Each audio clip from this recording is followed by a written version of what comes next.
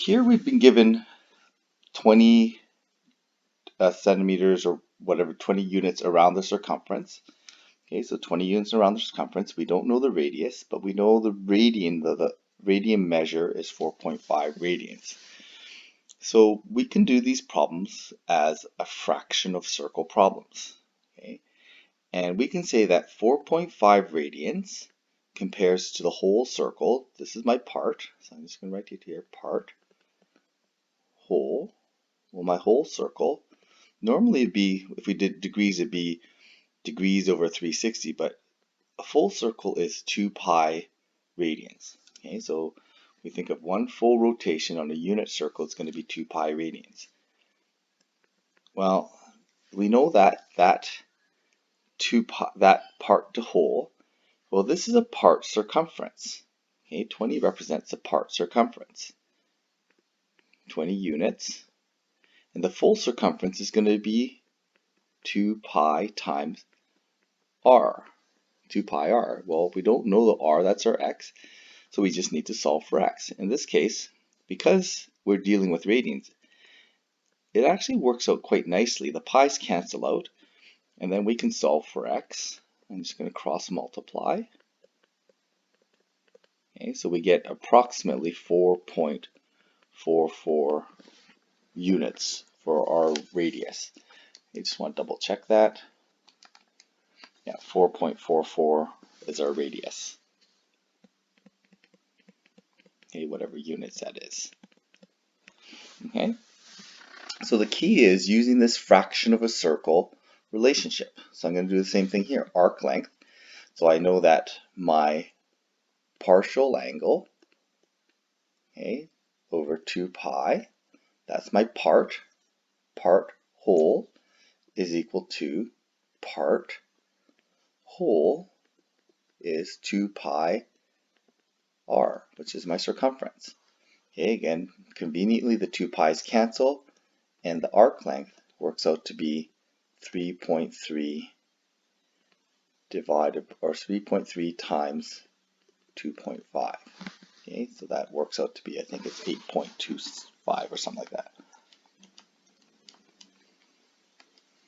8.25.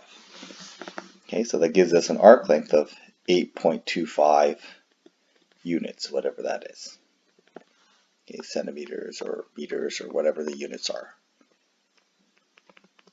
Okay, now there is a formula. We can say the arc is equal to the angle times the radius. Okay, that actually, if you notice that there's my angle, there's my radius, and the arc is always equal to that. Now, if you remember that formula or not, that's great, but really it's based on this fraction of a circle, part to whole, part angle, full angle, part circumference, full circumference, and we can use that with area as well. So again, here, I can use my part angle over my whole angle is equal to my part circumference over my whole circumference.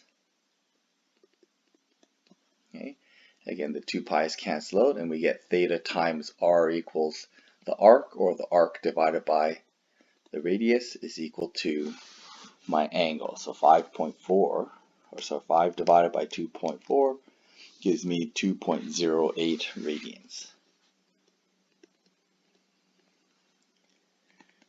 Okay, and that because we're dealing with radians now, our measurements are quite a bit, and our calculations are quite a bit easier. So again, this is really important, is that you understand this is my part to whole ratio, part angle, whole angle, part arc, whole circumference. And that gives us our relationship that we can use to solve any of these problems. Okay, so the same relationship happens with area too.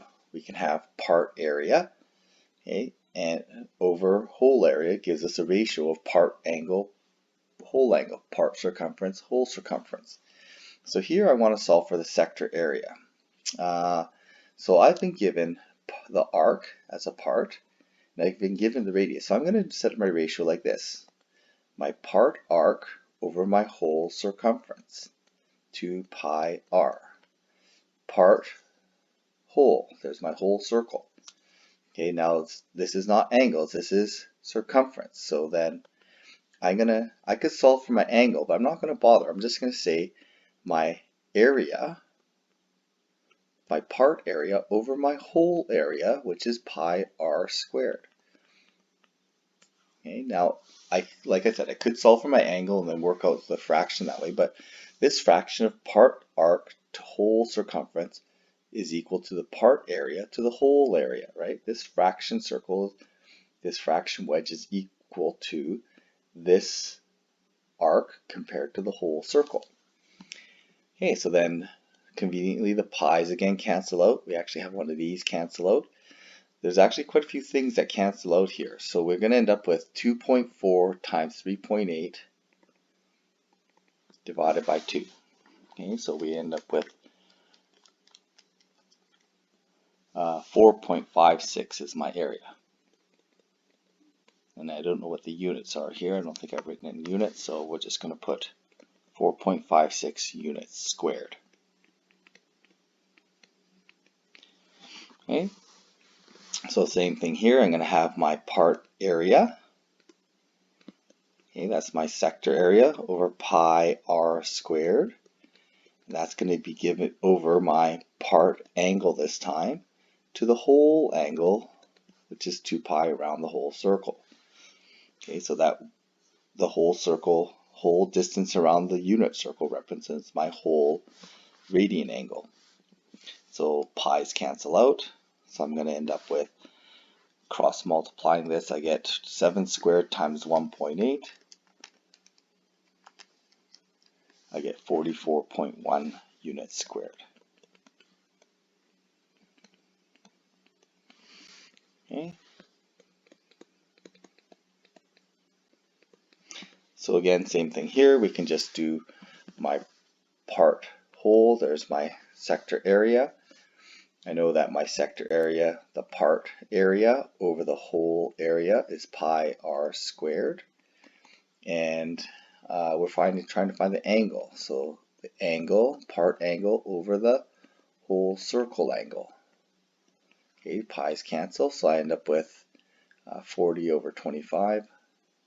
So theta equals 40 over 25. And I'll simplify that to 8 over 5 or 1.6 radians. Okay, so again, here's my fraction, part whole, and we can extend that to part whole with area. Oops, sorry, this is not extension, but this is just a rearrangement. So there's actually a formula for the area of a sector. It's theta r squared over 2, and you can get that when you cancel out and you can rearrange this. But again, if you remember, this is part to whole ratio. You don't need to remember any formulas. Okay, part circle over whole circle in angle, area, or arc is going to be equivalent.